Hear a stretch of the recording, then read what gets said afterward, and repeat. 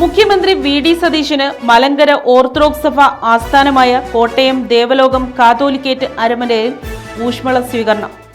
മുഖ്യമന്ത്രിയായി ചുമതലയേറ്റ ശേഷം ആദ്യമായാണ് അദ്ദേഹം ദേവലോകത്ത് എത്തിയത്.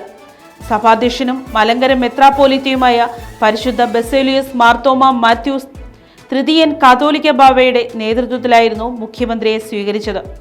അരമനയിലെത്തിയ അദ്ദേഹം മുൻ സഭാധ്യക്ഷന്മാരുടെ കബറിടങ്ങളിൽ പുഷ്പാർച്ചന നടത്തി. സഭാംഗങ്ങളും ജനപ്രതിനിധികളുമായ ചാണ്ടി ഉമ്മൻ, റെജി ചെറിയാൻ, അബിൻ വർക്കി എന്നിവർ മുഖ്യമന്ത്രിക്ക് ഒപ്പമുണ്ടായിരുന്നു.